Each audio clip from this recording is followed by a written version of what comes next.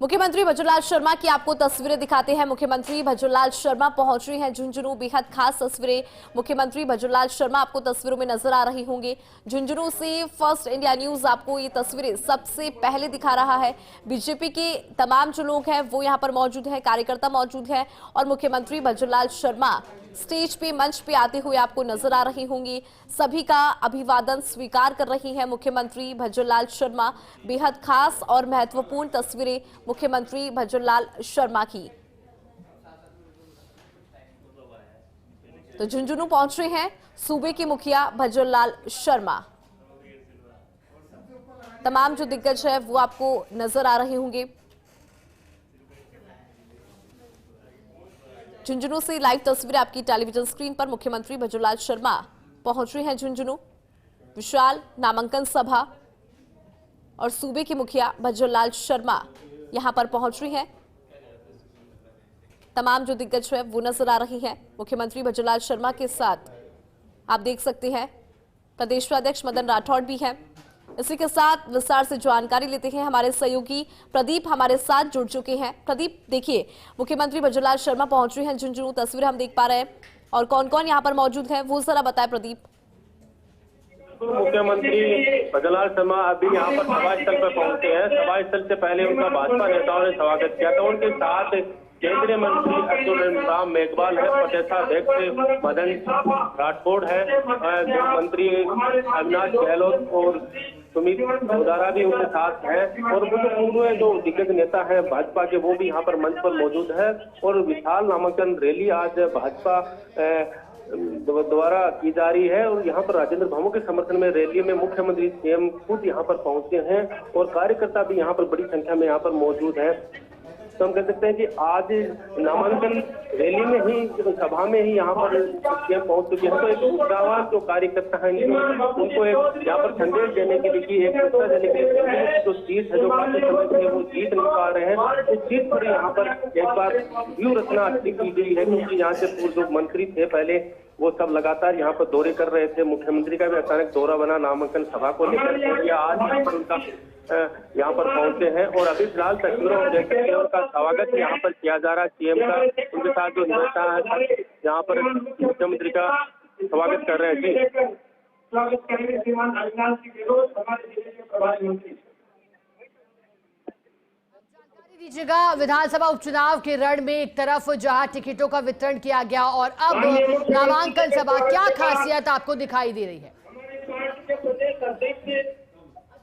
वर्तमान में आपको मेरी आवाज मिल पा रही है प्रदीप? स्वागत के लिए चलिए दोबारा जुड़ने का प्रयास सहयोगी प्रदीप के साथ। लेकिन झुंझुनू से कांग्रेस प्रत्याशी, एक तरफ बात हो रही थी कांग्रेस प्रत्याशी की, लेकिन भारतीय जनता पार्टी के नेताओं का जोरदार स्वागत। झुंझुनू से टिकट दिया गया, मैदान में उतारा। मुख्यमंत्री भजनलाल शर्मा की मौजूदगी है और मुख्यमंत्री भजनलाल शर्मा पहुंचे हैं राजेंद्र बाबू के समर्थन में नामांकन सभा में। झुंझुनू से तस्वीरें हैं। अब तस्वीर साफ हो गई है कांग्रेस वर्सेस बीजेपी का रण और मुख्यमंत्री भजनलाल शर्मा का प्रस्तावित आज का कार्यक्रम नामांकन सभाओं में शिरकत करने का मंच पर दिखाई दे रहे। इस दौरान उनके साथ केंद्रीय मंत्री भी मौजूद है।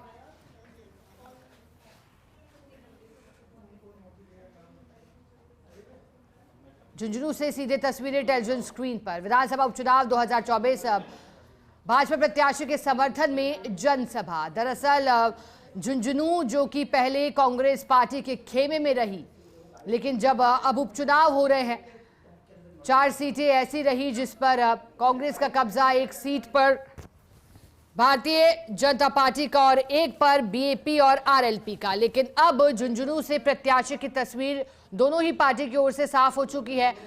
नामांकन सभा में मुख्यमंत्री, प्रदेश अध्यक्ष मदन राठौड़, केंद्रीय मंत्री और स्थानीय नेताओं की मौजूदगी है। अर्जुन राम मेघवाल भी पहुंचे हैं। मंच पर मौजूद तमाम नेतागण का स्वागत किया जा रहा है। भारतीय जनता पार्टी का दुपट्टा उड़ाकर और फोटो भी भेंट की गई, गुलदस्ता उन्हें भेंट किया गया। इसके माध्यम से स्वागत किया जा रहा है भाजपा प्रत्याशी के समर्थन में जनसभा। जानकारी आपको दे दे, बीजेपी वर्सेस कांग्रेस का ये जो मुकाबला है बेहद दिलचस्प।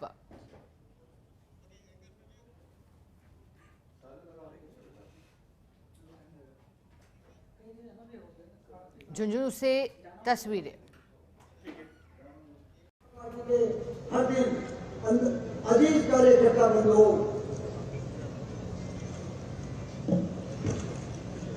आज बहुत शुभ दिन है। शक्ति के सहयोग से आज अष्टमी है। माननीय आज के समारोह के मुख्य अतिथि श्रीमान भजनलाल जी शर्मा साहब मां शक्ति के बड़े उपासक है। देश के यशस्वी प्रधानमंत्री माननीय नरेंद्र मोदी जी की शक्ति उपासना के बारे में तो पूरा संसार जानता है।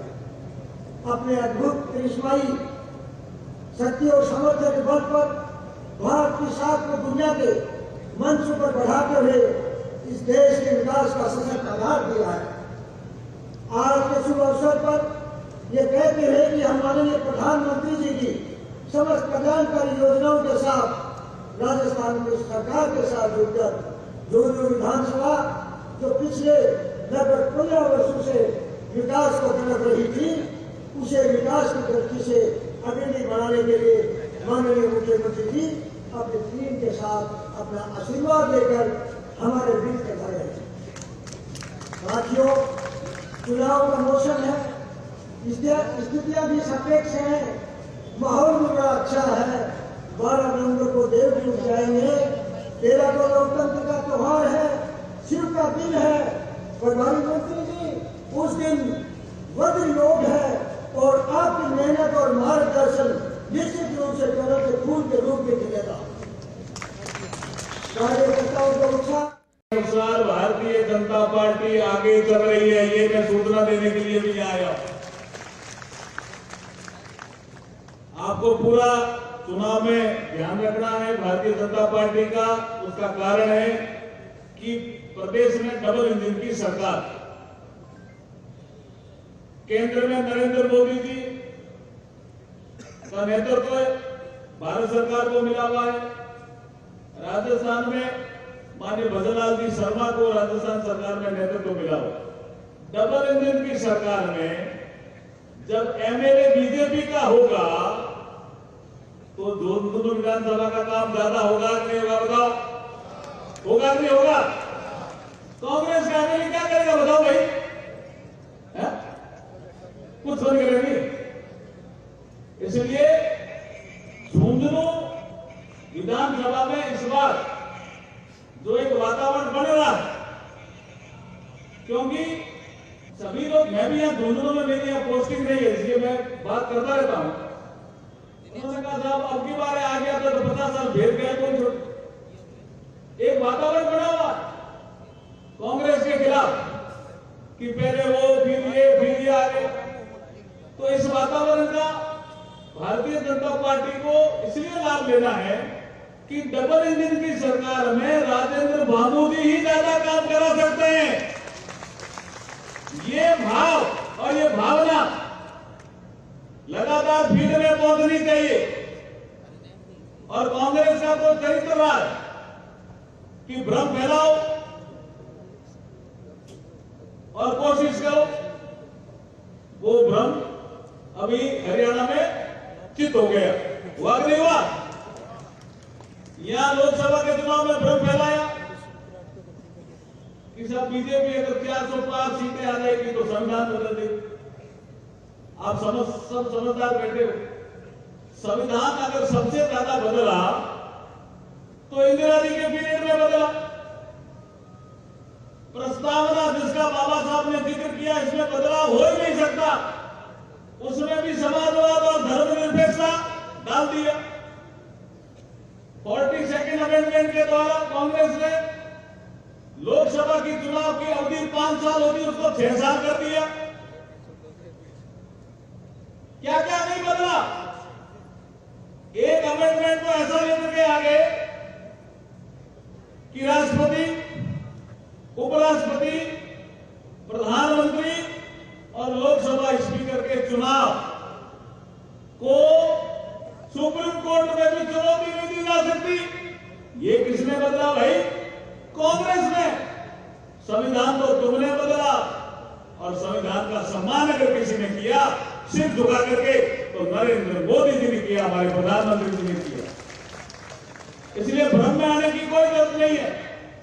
हमारे जो अनुसूचित जाति जनजाति के जो भाई बहन है, ओबीसी के भाई बहन है, वो रिजर्वेशन को लेकर के भ्रम में आ गए थे। लेकिन रिजर्वेशन समाप्त करने का काम किसने शुरू किया? सबसे पहले पंडित जवाहरलाल नेहरू। जून 1961 में चिट्ठियां लिखते हैं सारे मुख्यमंत्रियों को कि मैं रिजर्वेशन के खिलाफ हूं। ये पंडित जवाहरलाल नेहरू जी का एक लेटर नेट में मिल जाएगा, देख लेना। उसके बाद ओबीसी का मामला आया, मंडल कमीशन का। राजीव गांधी जी 2 घंटा 43 मिनट लोकसभा में बोलते हैं कि मैं ओबीसी के रिजर्वेशन के खिलाफ हूं। ये तो डॉक्यूमेंट है भाई। और उसके बाद अमेरिका के जॉर्ज टाउन यूनिवर्सिटी में राहुल गांधी जी, जो अभी कांग्रेस के नेता प्रतिपक्ष हैं, वो वहां जाकर के बोलते हैं अमेरिका में कि मैं अगर अवसर मिला तो मैं रिजर्वेशन को समाप्त कर दूंगा। तो ऐसी कांग्रेस को सत्ता में लाना है क्या भाई? चुनाव जिताना है क्या भाई? ऐसी कांग्रेस को धूल चटानी है जो इस तरह की बातें करते हैं विदेश में जाकर के। यही बात मैं आपके कहने आया हूं बीच में कि कांग्रेस का उसके बाद किसी भी प्रकार का कोई भी घोटाला हिंदुस्तान में नहीं होने पाया।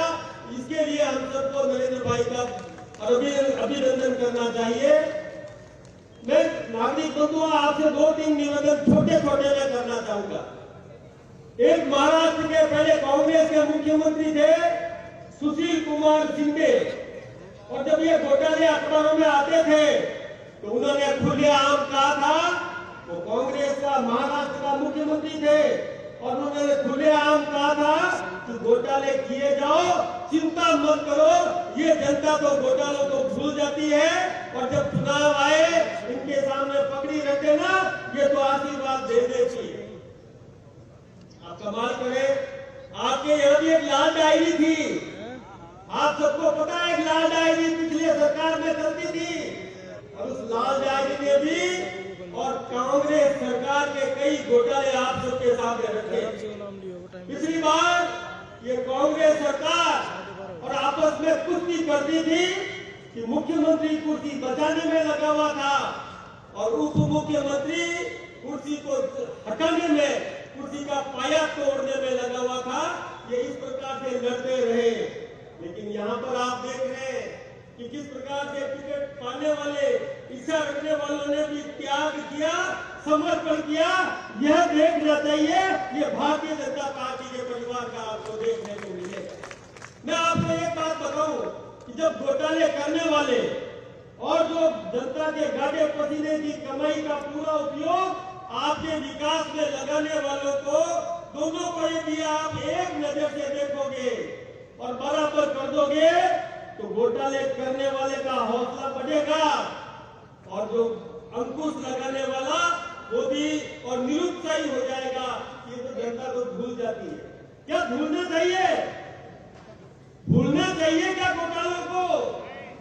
नहीं तो फिर जवाब देना चाहिए आप सबको। कैसे हिम्मत हो सकती है उन कांग्रेसियों की कि जो आपके गाढ़े पसीने की कमाई का पैसा अपनी जेबें भरने में जिन्होंने लगाया, ये पैसा किसका था? आपने चप्पल खरीदी, उस चप्पल में आपने पूरा पैसा दुकानदार को दिया, उस दुकानदार ने टैक्स का पैसा भी आपसे वसूल किया। आपने कपड़ा खरीदा, साड़ी खरीदी, साफा खरीदा, आपने दुकानदार को पूरा पैसा दिया, उसने टैक्स का पैसा आपसे वसूला।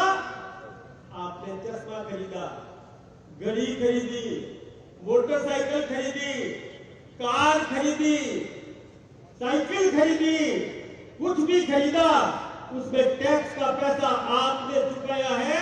अल्टीमेट अंतिम व्यक्ति आप हैं जिसने सरकारी खजाने में, और वो उस दुकानदार को पैसा दिया, वही पैसा सरकारी खजाने में जाता है। तो पैसा तो आपका, और लूट ये लोग मचाए और फिर भी आप उनको अंदर आने देते हो, फिर भी वो आपके बीच में आकर के वोट मांगने की हिम्मत कर लेते हैं।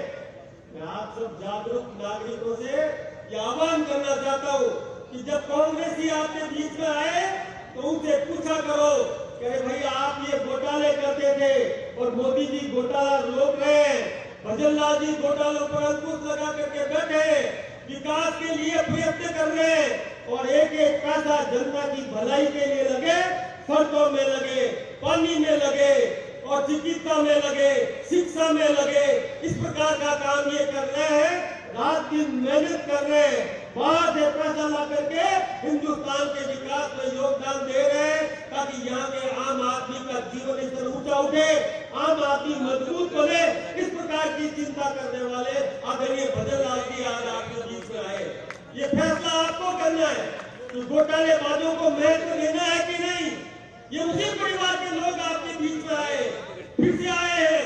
आप उनसे सवाल पूछिए, मत आने दीजिए अपने इलाके में, सवाल करिए कि आपने इतने घोटाले किए, आज घोटाला नहीं हो रहा है तो हमको निर्णय करना है कि घोटालेबाजों को महत्व देना है या इनकी नकेल कसने वालों पर महत्व देना है। ये फैसला आपको करना है। यही बात कह के मेरी बात को समाप्त